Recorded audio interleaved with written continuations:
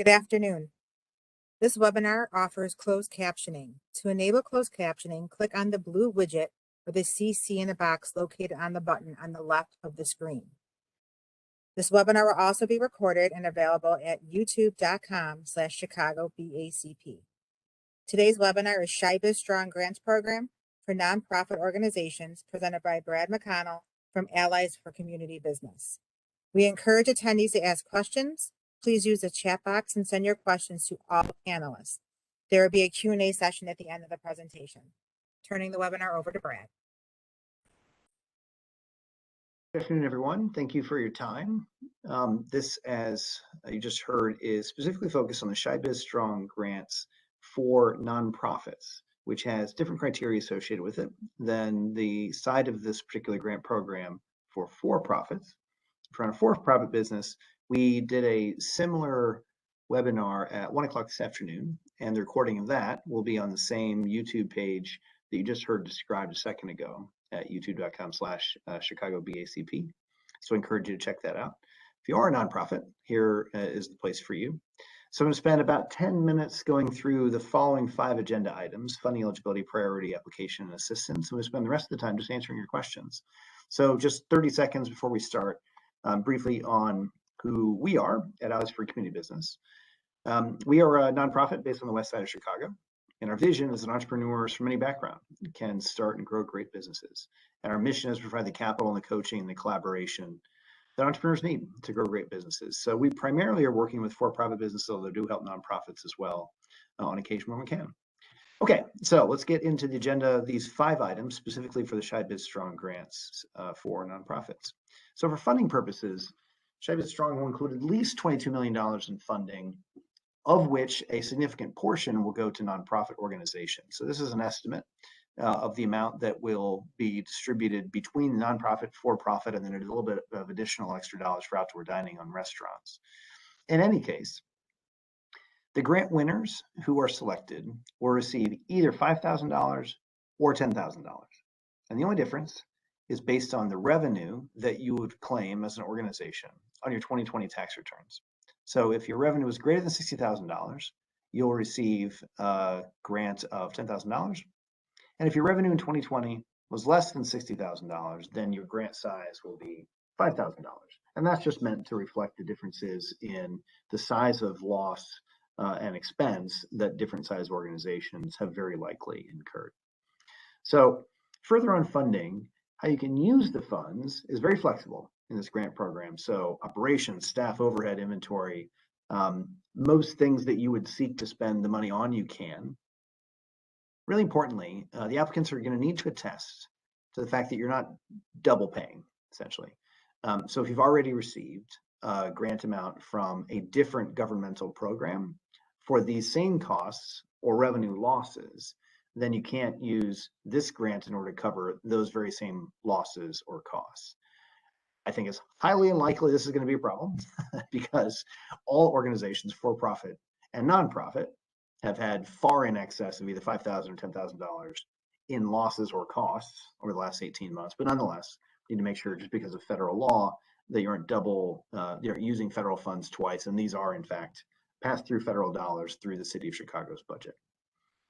For nonprofits, you'll also be asked, if you are a grant recipient, to complete a survey at the end of the first quarter, just to make sure that the city knows how the funds will be used. And then the city will also just be asking a bit more information about your organization, who you are and who you serve. So just know that that is just a commitment you need to make at the time that you receive the funds, just to respond to that survey when it's issued in the spring. So who's eligible? If you're a nonprofit and you're based within the city of Chicago, then you're going to be eligible if you're a 501c3, you earned less than $3 million in revenue in 2020, you're in good standing at the moment with the state, and you suffered at least $5,000 in either lost revenue or increased cost. And again, it's the $5,000 that's beyond what you've already had covered by some other assistance you would have been provided through government funds, federal, state, local. So that's who's eligible. This is the list of those who are not eligible. So if you're a city employee who owns the nonprofit, you're not eligible. If you're a place of worship, unless you provide public community programs, then you would be eligible. And if you're a lobbying organization, you're not eligible for this either. All right, so that's who's eligible. Now let's talk about how the program will prioritize who gets funded first. So again, all of these priorities have nothing to do with whether or not you're eligible to get a grant. This is just simply the mechanism through which the city is going to figure out who to fund first with the funds that are available. So the priorities will be nonprofits who aren't currently delegate agencies, and therefore they're not getting grants specifically for that purpose from the city of Chicago, have not received any previous federal, state, local government relief during the pandemic. We're trying our best to distribute funds first to those organizations that have just been shut out from all the other funds. We're also prioritizing the nonprofits who are providing services in low to moderate income communities. And so at least 4/5 of the funds are going to be dedicated to those low and moderate income locations. And we're also going to be prioritizing the smaller organizations in the form of at least a quarter of the funds will go to those that earned under $1 million in revenue in 2020. Now, to be clear, that means that as much as 75% of the available funds will go to nonprofits who earn between $1 million and $3 million in 2020, but we will have those two splits of beneath $1 million and between $1 million and $3 million for prioritization purposes. When you get to the application is going to prompt you to provide information about you as the applicant, and we're characterizing that as the nonprofit representative who's filling the application. We're then going to ask for background information about the nonprofit, and then further we'll ask about some of the operations specifics that are necessary in order to evaluate the applications. Then you'll be asked to do attestations to confirm that you can commit to a series of statements that make you eligible under the federal law, which was the appropriations for this money. And then you'll move to the documents that you'll be required to upload in order to substantiate the rest of the application. So here are the documents that you need to provide us. First, we need a valid ID from whoever is doing the application. This is a fraud prevention mechanism, so a number of different choices there. We need all pages of the 2020 federal tax return. So it could be a 990, it could be a 990Z, whatever you filed, that nonprofit needs to then give us through this application all of the pages of that filing. Because this is a City of Chicago program, it's funded out of the City of Chicago budget, we need to make sure that we have proof of a Chicago address for the physical location of services. So for example, your business bank statement would do that. If your tax return has on it the organization name and a Chicago address, that'll suffice, or something like that. And then finally, we need your most recent business bank statement for the nonprofit, because we're going to be matching that later if you're selected for a grant with the bank account that you authenticate for us that allows us then to provide you with an electronic transfer of funds. So these are the 4 things that we're going to be asking you to upload. It may well be 3 if your tax return meets a couple of these criteria, but this is the list. You'll be prompted to upload when you get to the application. So what happens if you get a question? Well, first and foremost, you can ask those questions here. But if they come up over time, if you go to the landing page of the Chi Biz Strong grant program, you'll find that there are help desk links that I've just repeated here, so that you can ask a question either in English or Spanish in order to make sure that the Allies for Community Business staffed help desk can answer your questions in a way that's very specific to whatever it is that might be on your mind as an applicant. You might have some specific circumstances that we'll need to address on an individual basis. That's what this help desk is for. So use those links in order to get your question into us so we can get that answered for you. The application is open until November 12th. And our intent is to have all the funds distributed by the end of the 3rd week of December, so that by Christmas, all the money is in the hands of the for-profit businesses and the nonprofit representatives who need this money to invest back into our communities. So that's the quick story here. If you want to work with us on anything, a4cb.org is our URL. That's our homepage. Go there to find out anything else that we'd like to do to help, that we can do to help you. In the meantime, we're going to move to questions, because this is not about a presentation. This is about answering your questions. That's the whole point of doing the webinar. So I'm going to stop sharing screen, and we'll move to BACP staff, who's going to be asking me the questions that are in the chat, and we'll get through as many of them, probably all of them, as we go. Great, thanks, Brad. Sure. First question, for places of worship, how does the place of worship convey that they run a public community program? Please define, provide examples of public community programs. It's a great question. And so what we're going to be looking for here is first, in the tax returns that you show, there'll be a description in there of what you do as a nonprofit. So we'll be looking at that. If there's no mention or not like a particularly aggressive mention of the activities that you do in the community, then I think as we evaluate the applications, we'll be going through and just proactively reaching out to the applicants, which we can't tell whether or not they have provided us with enough evidence. But really, the primary way that we're going to ask you to provide us this information is that there's an open text box at the bottom of the application where we're just prompted to say, is there anything else we need to know about you as an organization as we evaluate your application? And that open freeform text box is the place where we'll just ask you to very briefly describe the program that you run, which is supportive of the community. So the city in its definitions here have been pretty broad about, and purposely non-specific about what a community program might look like. And they've done that by design. I asked this question myself a couple different ways to make sure I understood it, because it's, I think, difficult to predict all of the great things that religious entities might be doing in communities that the city might think, oh, that certainly is a community program that's, I think, worth providing grants to. So it's been left open kind of by intention. And therefore, I think if you are curious about whether or not you would be applicable here, whether you'll be able to qualify, we just encourage you to apply and then use that text box to give us the short version of what you do, and then we'll evaluate you on that basis. Great. The next question, are applicants required to have a permanent venue address to be eligible? We are a performing arts organization performing at different venues, and our only address is a P.O. box. That's a good one. I don't know the answer to that. So I've got my list of things I'm going to be addressing here. What I'll ask you to do, because I'm going to go and get the research going on that with our friends over at the city, is to use that help form that I highlighted a minute ago, which you can again find on the Chi Biz Strong webpage, that landing page. And if you haven't seen it yet, if our friends from BCP, if you can drop the URL to the landing page in the chat, I think it'd be great. I'll ask you to ask that question. I'll get the folks already looking into the specific answer there, but when you put that question in, that'll be the prompt for us to respond directly to you on the answer to that particular situation. Great. The next question. Do you have to demonstrate the loss through comparison 990s or just through the attestations? Sorry, I just realized I forgot to turn my video on before.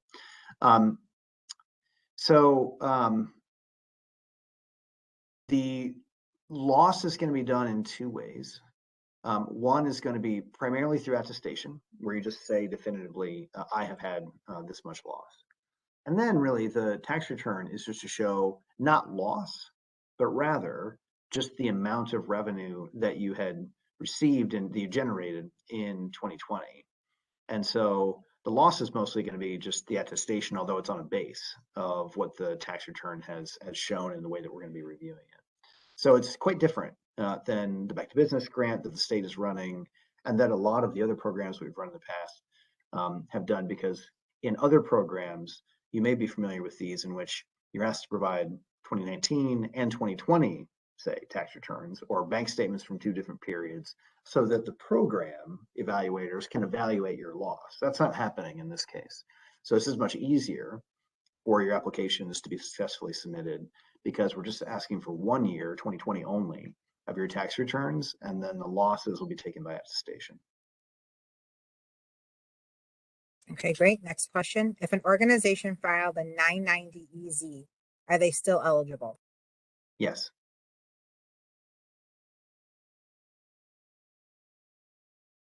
If the chief executive director of the nonprofit lives outside Chicago based on the ID provided, would that make the organization ineligible? For nonprofits, the primary eligibility criteria with address is where the nonprofit is located and where the services are provided, not where the staff happen to live. That's different than on the for-profit side. And so I think you'll need to make a note in that box that I had mentioned before, where we just ask you to provide us with any other contextual information that we would need. Make it clear that your work is based in neighborhood X within the city of Chicago, even though the applicant is applying as a non-city of Chicago resident, which absolutely we would then see when we look at the ID that's been uploaded.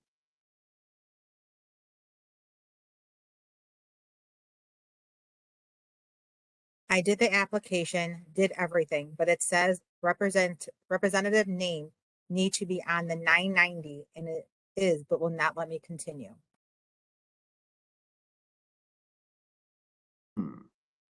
So I'm going to clarify a requirement here and then talk about that technical issue, which should not be happening.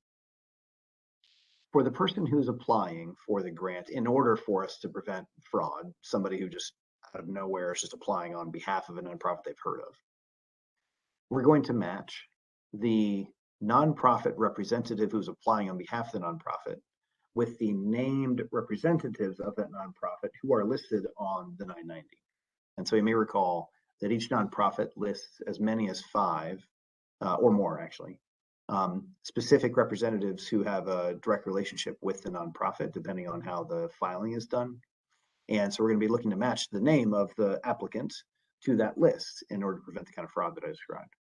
You should not be seeing an error when you are applying at that time if there is a discrepancy between the name that you have on the application for the nonprofit representative who's doing the upload and the names that are on the 990. The way that's supposed to work is that when we see that discrepancy, we would then mark that application as ineligible and notify you as such in order for you to be able to then potentially say, oh, I made a mistake, can I fix that? So that's the way it's supposed to work. You're not supposed to be held up from finishing the application overall. So if you would please, for that particular case, put in a question to the help desk in that link that I had shown before in the form that's available to you. You choose whether it's English or Spanish that you prefer, and just highlight the name of the nonprofit organization that you're seeking to apply for and the situation that we have here so that we can investigate whether there's something weird going on in the back end, because I've not heard anything about that until now. I want to make sure that that's not a systemic issue that somehow is gone undetected to date. So thank you for bringing that up.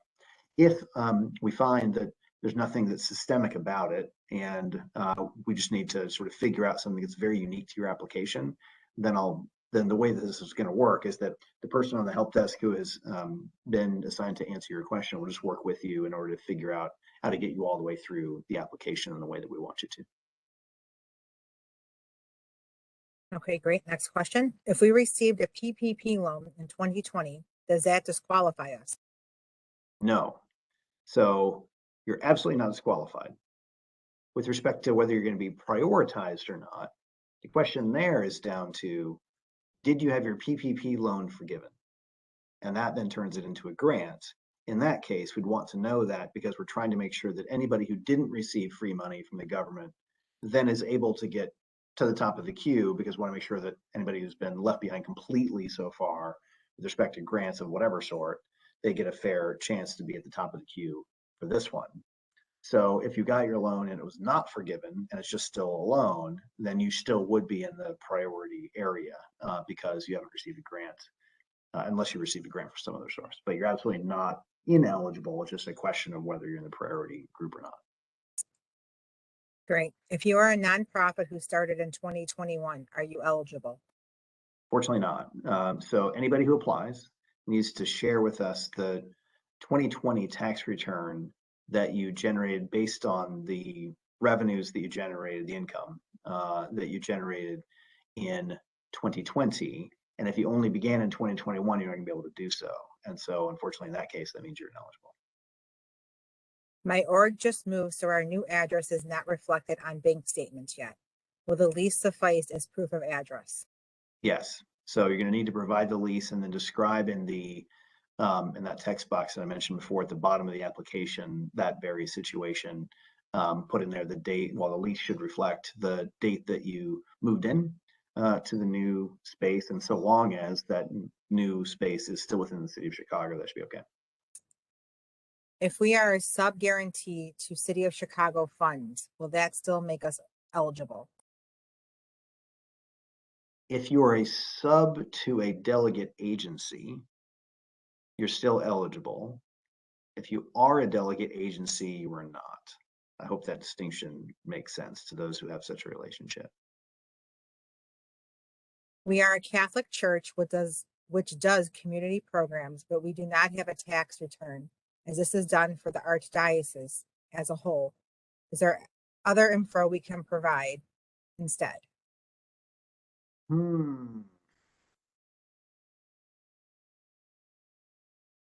That's a good question. Within the Archdiocese. That is the second one that I'm taking a note on.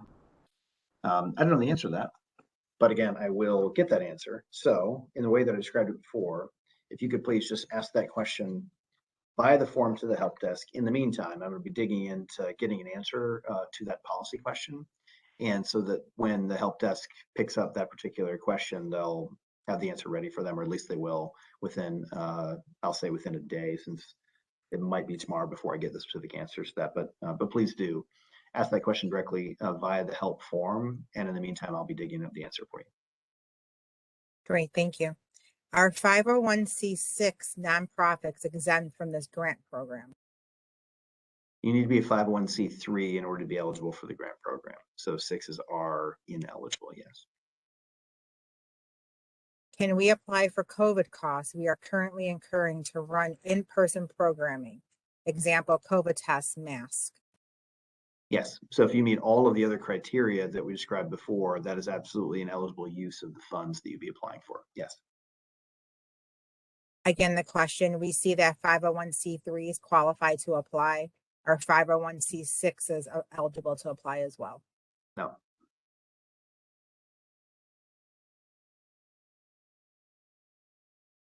What if we are part of a national organization and don't have our own 990? Yeah, same theory here as the question from before about the Archdiocese. So I'm going to get an answer globally to questions in which an individual nonprofit is part of a larger organization, and therefore the individual nonprofit does not have a tax filing to share with us. What do they do in that case? Sharing with us the national organization's filing doesn't really do anything for us for obvious reasons. And so we need to have a different answer there. So I will have an answer to that globally. One thing, because that's such a clearly going to be a frequent question, I'm going to make sure that the city posts on the Chi Biz Strong landing page in the frequently asked questions section a very specific answer to that question, so that anybody, whether they're on this webinar or not, can see the answer to that particular question for nonprofit applicants. So that's where I'll be sure to publish the answer to that publicly. But if you'd also like to have an individualized response, I would encourage you to just put in a question via the help desk form, so that then we can give you, if there's some nuance in your situation, we can make sure we're capturing that nuance and responding accordingly. Do both bank, 990, EIN all have to have Chicago address? We are in the middle of changing everything over from Oak Park to Chicago. We service Chicago and don't have a physical address. So the nonprofit criteria here is different, as I mentioned earlier, than it is on the for-profit criteria side, in which the nonprofit has to be either located in or provide services in a city of Chicago area. And so we're going to need you to be explicitly clear about where you serve in a way that'll help us to understand, even if you don't have the substantiation of the documentation, that you are in fact providing services in Chicago. So I think if none of your documents reflect a city of Chicago address, you'll need to figure out some way to substantiate that you are providing services in Chicago that's based on a document that we can substantiate for obvious vetting reasons and fraud reasons and such. Then you think carefully about the documents you have where you're moving to, or the substantiation that you can provide otherwise in some sort of formalized documentation. So That's an edge case that's going to be a little tricky, I think, for you to prove out, but we'll take what you have and just make an evaluation on that basis.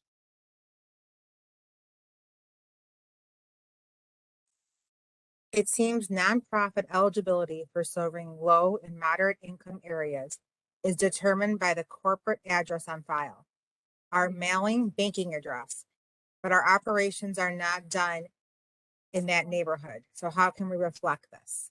Yeah, use the text box that we offer in order to describe in more detail the locations that you're serving as a way for us to then use that information to figure out both priorities and then eligibility. Because the simplest and fastest way for us to do these sorts and filters for priority purposes and then for eligibility purposes is use the common data that we collect in the application form and also in the documents that you're uploading.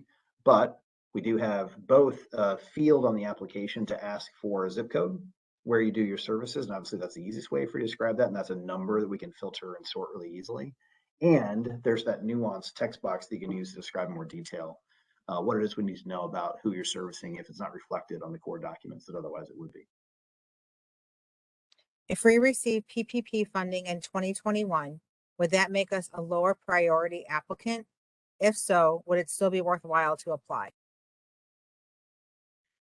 If you receive a PPP loan, that's irrelevant. If you receive a PPP forgiven loan and therefore it's a grant, then you're still eligible. It's just you'll be a slightly lower priority than those who did not receive any grant funds at all. So your call on whether it's worth your time to apply, I would strongly suggest that you do, because we just don't know here at the moment, this early stage, how many applications which we would characterize as priority are going to be available to us to fund. And our suspicion is that there will be some number of applications who don't fit into the priority bucket who will get funded because they're eligible and we'd already funded sufficient numbers of the priority buckets sort of meet those allocations and obligations of the program. So I would certainly recommend that you apply, but I do grant you that every time you have to apply for anything, that's time spent that could have been spent elsewhere. So it's going to be your judgment to make as whether you think that that's time well spent for you or not. But we certainly would encourage you to apply.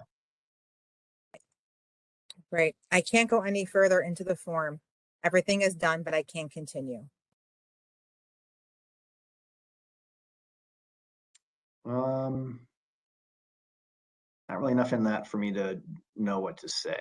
So obviously we want you to submit your form, and my guess is, although it's purely speculation based on what we've heard so far, that there's a required field on the form that you haven't populated yet. And so just glance up as you go through the form to look for the red text that says something like this field is required or something. So that's the likely scenario. And particularly if you had previously, somewhere in the application, filled out a particular value in one of the questions you've been asked, in which that then prompted you to fill out something else.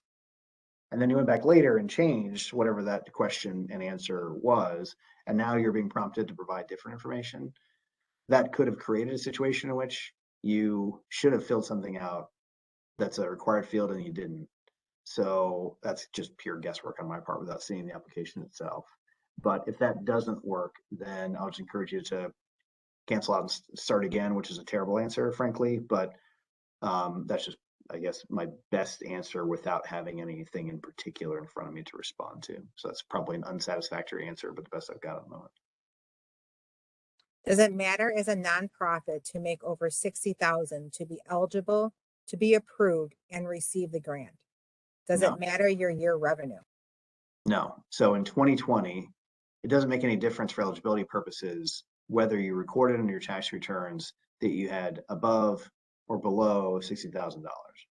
It does matter if you had above or below $3 million, because that is the maximum amount for which any applicant can have in revenues and still be eligible. So again, the threshold here, the thresholds plural here that are relevant for 2020 revenues on your tax returns for nonprofits are as follows. If you're greater than $3 million, you're not eligible at all. Less than $3 million, you are.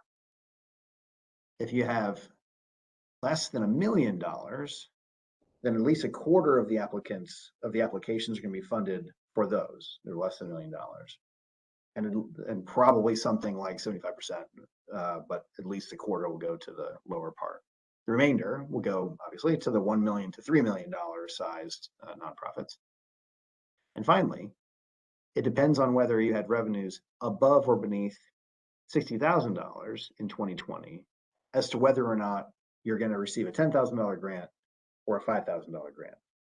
Nothing to do with eligibility. It's just relevant for sizing of the grant as to whether or not you're on the top or the bottom of that $60,000 in revenue threshold. Can we apply if we received a PPP loan? Yes.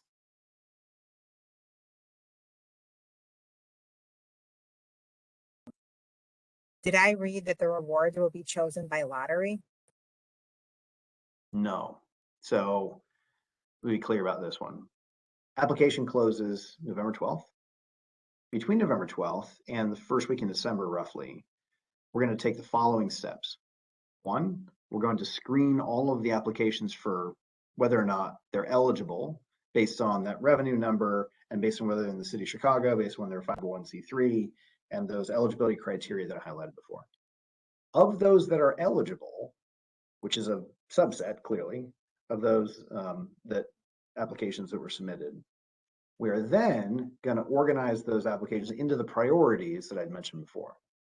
So those priorities are inclusive of the size of revenue. So you've got 1 to 3 million and the beneath 1 million, so forth. Within those buckets, then we're going to randomize the potentially eligible applications within priority bucket. And then from there, we're going to go to the top of each one of those randomized lists and just evaluate fully for full eligibility. And so that's where randomization comes in. We're doing it that way so that there's no mad dash for just whoever's fastest and first gets to get the grant. Because generally, frankly, what that means is the people who have the best accountants get the grants first. And that's not what this program is all about.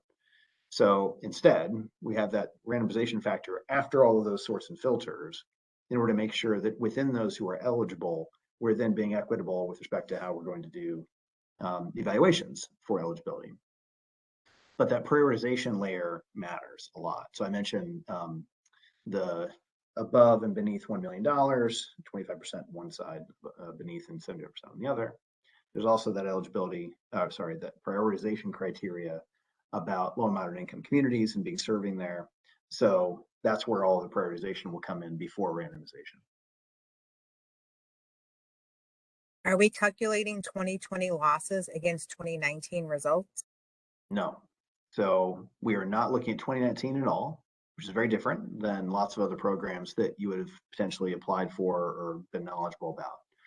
And instead, we're just looking at 2020 revenues, so we can look for eligibility and sizing and priority.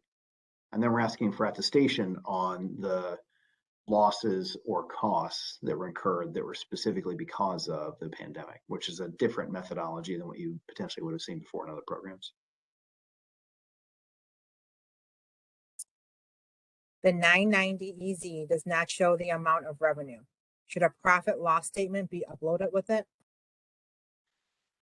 So there's a top of my head, just looking at 990 EZ not long ago. There's a number on there that we intended to use. I can't for the life of me remember off the top of my head what it was. To be clear, it doesn't hurt to also, if you did a 990 EZ, to upload a P&L statement, because obviously that would make our lives easier. We'll give a methodology on how to use the 990 EZs. I need to go back and refresh my memory on exactly what we're going to do in that case, because we have seen a few of those so far and in previous programs.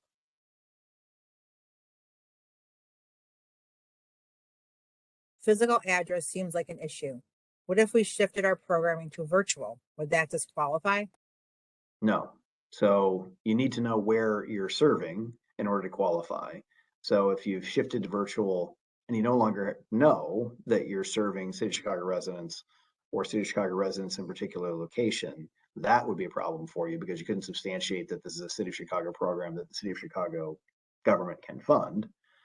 But provided that you know where your recipients are, then when you're answering the questions in the application, you can tell us specifically in what zip code, in what area you are providing your services, and that's sufficient for the purposes of what we're trying to accomplish here.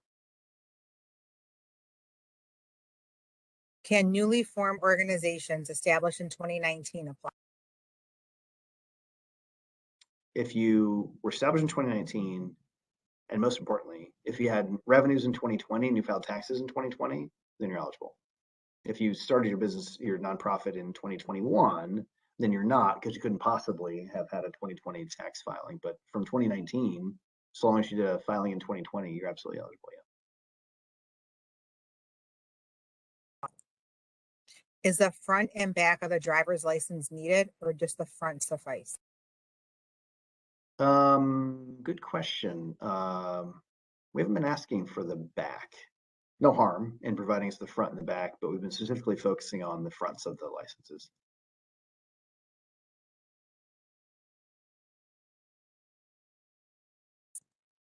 Can I fill this out, then save and come back to it? Good question. So in this program, the answer to that one's no. This is a very short application relative to lots of the other applications where, because of the length, we put in place a more sophisticated and a lot more expensive technology platform. So in this particular case, make sure you're ready to complete the application at the time that you sit down to do so, because it's simpler, no question, and faster to use, but there is the sort of downside of using simple and fast, and that you got to do it all in one sitting. What if a 501c3 filed a 990N or Schedule C under owner? Can organizations still apply? You can. So provide us with all pages of that tax return, and we'll evaluate on that basis. After applying for the grant with Chi Biz Strong, I didn't get any confirmation or email that my application has been submitted, or any reference I can call to follow up the status.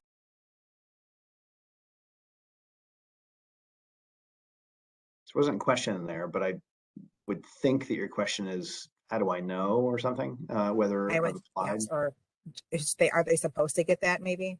Yeah, so there's an option at the bottom of the application where you can click on it and say, email me a copy.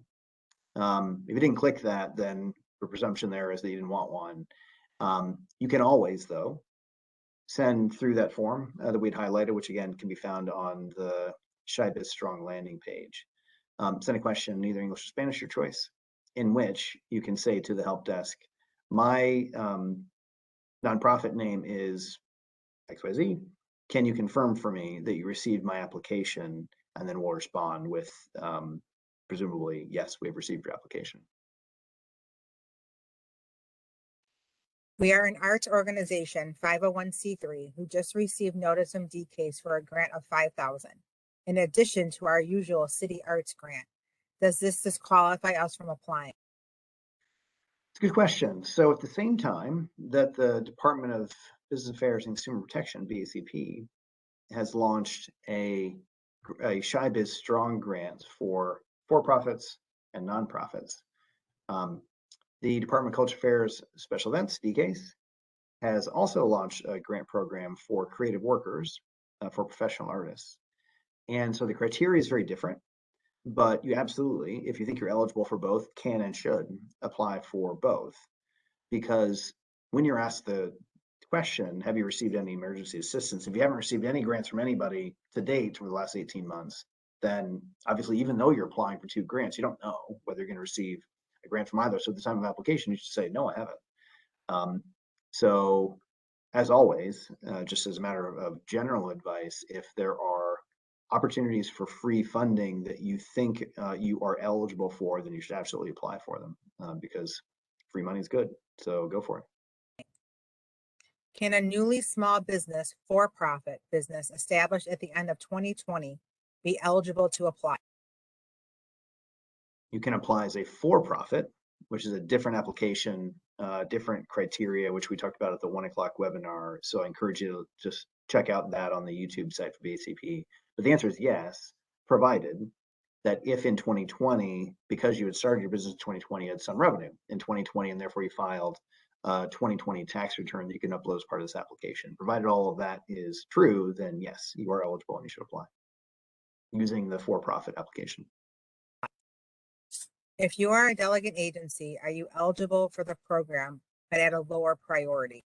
No, so the city decided that because the delegate agents have a different path for grants from the city, this is gonna be for other nonprofits that are not delegate agencies. Are there funds dedicated specifically for nonprofits, or are both for profit and nonprofits competing for the same funds? Different pots. So same program, same headline, but there's gonna be a very specific allocation for nonprofits, separate and evaluated totally separately than there will be for profits because the criteria are totally different.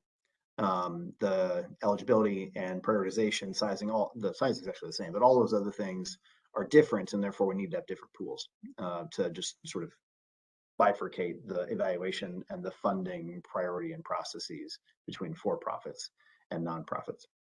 Okay, great. A follow-up to that question. I wonder if nonprofits who have received support from the government might not receive anything from this program since it would automatically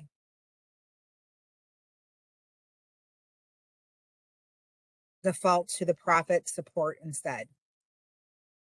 So that last clause, no need to worry about that because there's not going to be any sort of for-profits have more priority than nonprofits because there's just going to be separate pots of money in the first place. So within the nonprofit pot, that the nonprofits will be evaluated against other nonprofits. And yes, it's true that we will prioritize those nonprofits who haven't received any assistance at all from any governmental entity free money since the pandemic began. But I think that there will be some number of nonprofits who have received some assistance who will get funded through this as well, because I think, although we don't know for sure until we have the applications in front of us, that there will be sufficient numbers of applications. There'll be sufficient dollars available such that even after all of the priority applications have been evaluated, for those who are eligible and they've been funded, there'll still be additional funding available for those who weren't in those priority buckets, we think. Great. The website says a W-9 is required, but on the application it is not listed. Should we upload one? Good question. So when we make the selections of the applicants who've been provisionally awarded a grant, we're going to reach out proactively to all of those nonprofit representatives who filled out the application. And at that time, invite you to accept the grant. And in doing so, give us just via electronic signature your signed W-9, which we can then send you. We'll send you the 1099 associated with that. And you'll at the same time be authenticating the bank account information so that we know where to send funds via automated clearinghouse ACH transfer. So that'll be the time at which we're checking the bank account that you provide us electronically against the bank statement that you had uploaded to make sure that match. And again, it's a fraud prevention mechanism. But that's why we're not asking at the time of application in this case for a signed W-9, because we'll ask for it later, but only for those who are provisionally going to be awarded the grant. If you receive an EIDL loan, do you qualify? Yeah, those EIDL loans are irrelevant for the purposes of this program. So receiving one doesn't have anything to do with your eligibility. If you receive an EIDL advance, which is a grant, then you're still eligible, but you are going to be in a lower priority than those who haven't received any grants. But just receiving an EIDL loan will have no bearing on your eligibility or priority. What do you mean 6 recent bank statements? 6 months in a year?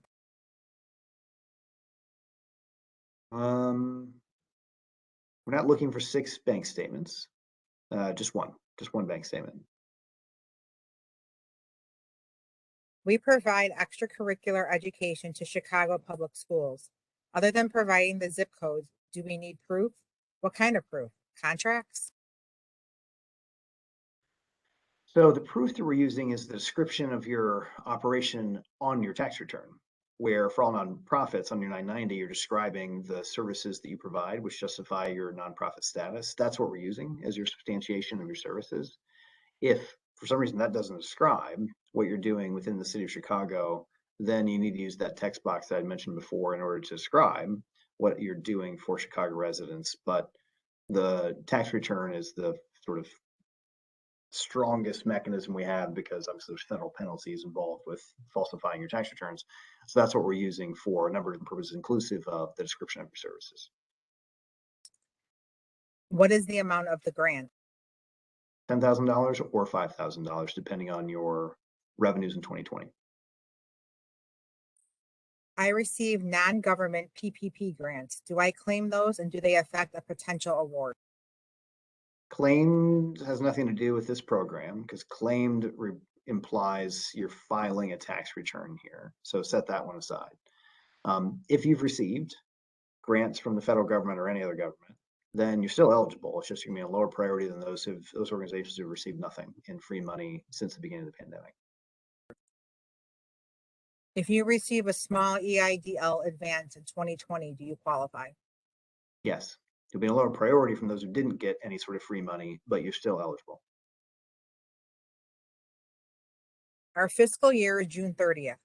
Our most recent 990 uses a 2019 form and states that the tax year ends 6/30 of 2020. We won't have our most recent tax return done until December. Can we submit the 990 ending in 6/30/2020? It'd be, yeah, I mean, you can, yes. I think we will likely have follow-up questions for you if we reach your application to review for eligibility on what happened in 2020 and the preparation of the taxes, even though they're not complete. Certainly, I'd encourage you to, if you can, get your taxes done and file the most recent taxes, so that you can skip those kind of detailed questions, which we would need to ask. But you need to file the returns you have available to you. Sorry, you need to share the returns you have available to you based on what you've already filed. How do you define direct services in the nonprofit operations question? We are a performing arts organization. Do artists and audience count as individuals served?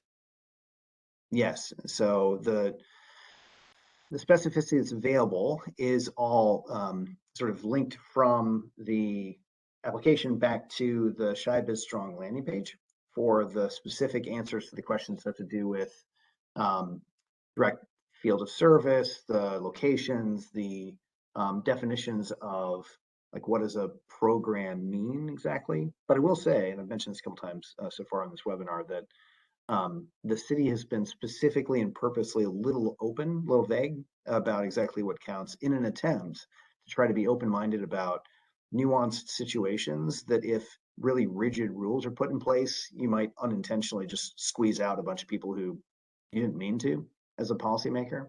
So you'll see that I think it's imprecise on purpose in some cases. The definitions are being used here in order to be able to say yes to more situations than otherwise be available under the grant. Who are choosing the grantees? The City of Chicago. And in this case, the Department of Business Affairs Consumer Protection.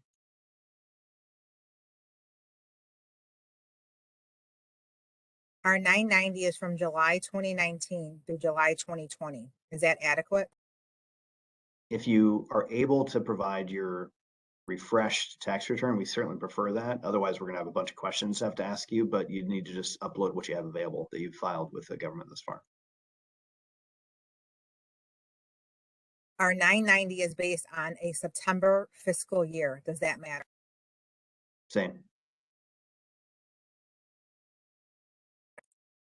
If a P&L is uploaded, I would assume it would be the fiscal year P&L that would coincide with the 2020 return.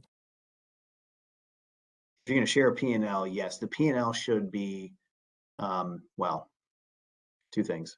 One, for those who are sharing a P&L, because in your tax filings you didn't have a revenue number, so let's say you have a 990 EZ in that case we were talking about before, the P&L should be for the same year that you filed the taxes, otherwise there'll be nothing to match the P&L to. If, on the other hand, you have a 2019 tax return because you haven't filed in 2020 because of the fiscal year being very recently ended, and in that case you're thinking about adding additional documentation that is specifically for 2020, so you have more up-to-date information to share with us than a tax return, which is dated, then I think your P&L would not match the tax return, because the whole point of providing us with a P&L is to provide us with more recent information. In that case, use the most recent fiscal year's version of that. When asking for most recent bank statements, are you asking for recent statements or 2020 statements? No, so October or the September of 2021 bank statement. We're looking to do there again is to make sure that if you're selected for a grant, we're able to match the bank account information, the number, against on the bank statement that you upload at the time of application, against the bank account that you authenticate with us in order to tell us where we need to send the funds. And we're doing that as a fraud prevention mechanism because we've seen, frankly, a large number of attempts of people who put a different bank account in so they can go have the money routed to somebody else, to the personal bank account in other grant contexts. And so it's a mechanism of matching that we're going to use in order to prevent those kinds of attempts at fraud. Is there a character count limit to the text box at the end of the application?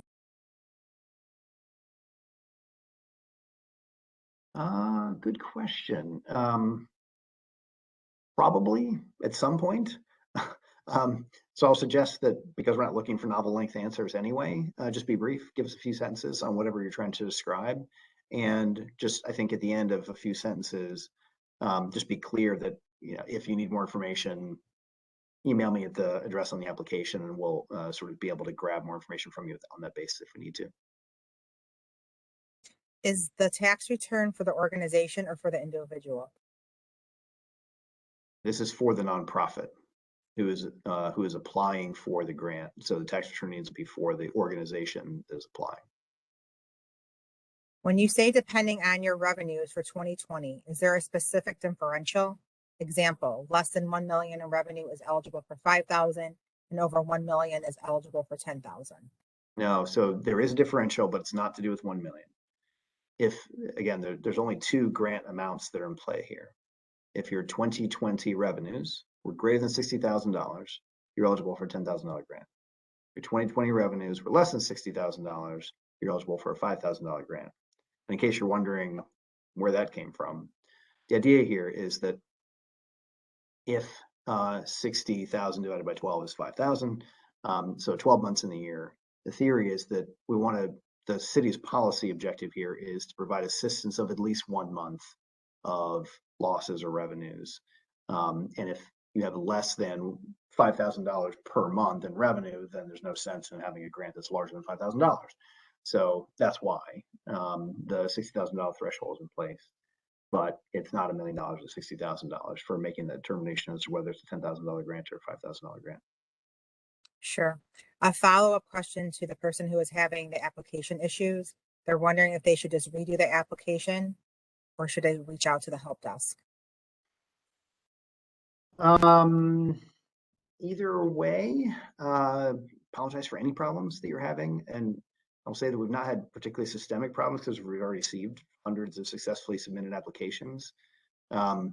Without seeing exactly what the issue is, as it says, a little hard to guess. And therefore, I think probably the fastest thing to do in order to get this over with is just to refresh and just start a brand new application and get it done. I know that's miserable and I would never want to hear that answer if I was having trouble getting an application successfully submitted, but that is probably the fastest way to just get it done. If on the other hand, you're just continually having issues, then I would encourage you to reach out to the help desk and just say, here's my problem, here's where I'm seeing the issue, and can you please give me advice on how to get around this so I can get my application submitted successfully. Is it too late to apply for any of the grants? No.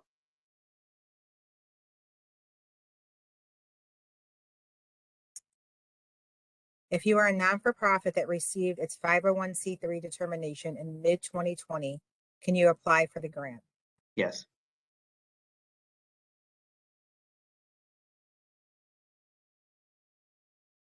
If we are a new nonprofit established in 2019, we have applied for the 990N postcard, but have not had large budgets to begin with. However, the pandemic has affected our ability to expanding our programming. Does this affect our eligibility to expanding our programming? We apply. The only portion of that would matter for the purposes of eligibility for this grant program is whether or not you filed a 2020 tax return that then you can share with us as part of the application. So if you have a filing that you put into the federal government that you can then share, which shows that you were in operation and that you had revenues in 2020, then you're fine. And if you didn't, then you're not eligible for this particular grant program, because this grant program requires some revenue in 2020 and a tax return to substantiate that. My 501c3 is focused around breast cancer advocacy, community resources. However, my nonprofit is new and I have not filed any taxes. Do I have to own a space of operation to be eligible for this grant? With three different parts to that. The one that matters for eligibility, though, is did you file taxes in 2020 on revenues in 2020? All of the rest of that doesn't matter for eligibility purposes. So that is the key question. And if the answer is yes, then you should absolutely apply, because you'll be eligible, at least on that point. And then we'll check all the rest of the elements of the application for remaining eligibility. If your not-for-profit address is downtown Chicago and we serve clients across Illinois, city and otherwise, and plan to use funds for wages for employees who runs not-for-profit operations, do we have a chance? Yes. So I think in the place in which we're asking for where you serve, my recommendation is to be clear on the zip codes of the areas that you provide the biggest amount of your services in the city. So clearly you're eligible, I think, relative to all the other things you need to tell us, of course.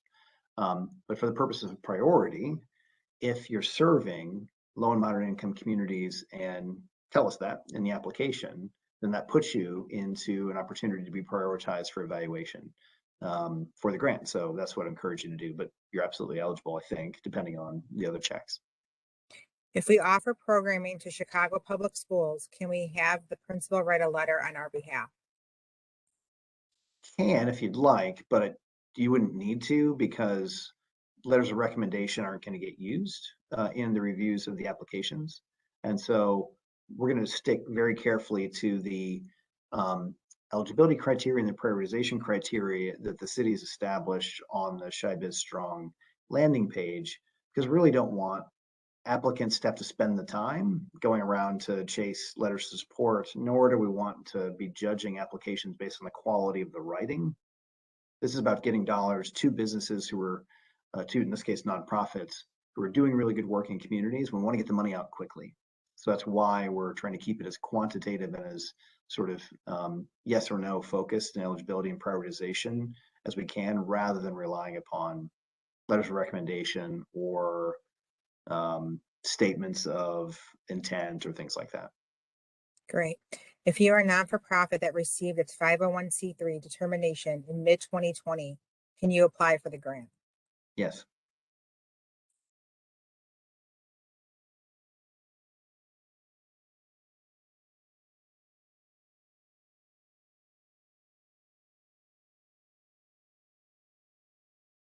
You reference that there is a definition for what direct services are. Where can I find this?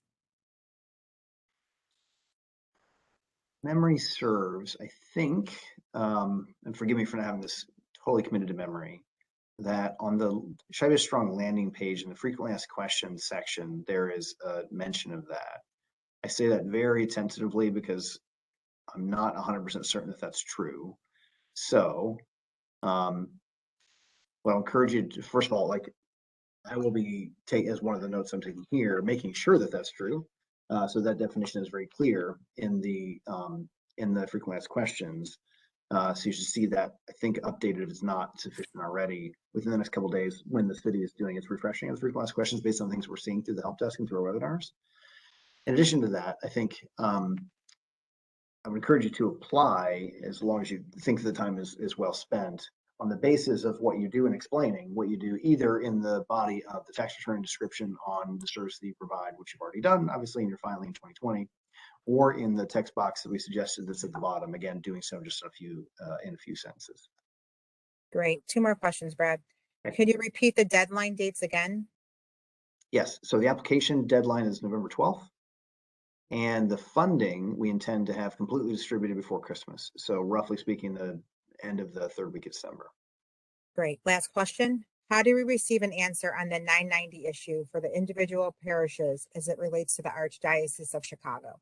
Yeah. So again, in order, if you have a nuanced point on this, then you can certainly go through the help desk. But I've already got on my to-do list to make sure that that's one of the frequently asked questions that is added to the Chi Biz Strong site. If you put in a question through the help desk, you then will know that you're going to get an answer from the help desk, and you don't have to keep checking the frequently asked questions site. I want to do both in this case, because whether it's the Archdiocese or any other nonprofit who's filing taxes as part of a national organization, we want to make sure that we have that answer, even if you didn't participate in the webinar today. So both of those two mechanisms will be the way in which we'll distribute that information. But I would suggest that in order to make sure you yourself get an answer, put in a question like that to the help desk, please. Great. And the last question, what is the total pot of funds being given to nonprofits? The total pot for Chi Biz Strong is 22 million. I think it'll be roughly $10 million. I don't know exactly, and it's because I will say definitively the city is trying to find additional funds they can provide to additional businesses, nonprofit or for-profit, and therefore we may have more money maybe at the end to provide, but it should be in the realm of $10 million. It'll be something like that, although we don't have the firm number because we want to grow the pot if we can. Great. Thanks so much, Brad. We appreciate your time and your wealth of knowledge. Everyone, this will be posted again on www.youtube.com/ChicagoBACP. Thank you, everyone. For all of your time. Yeah, really appreciate it. Thank you, everybody.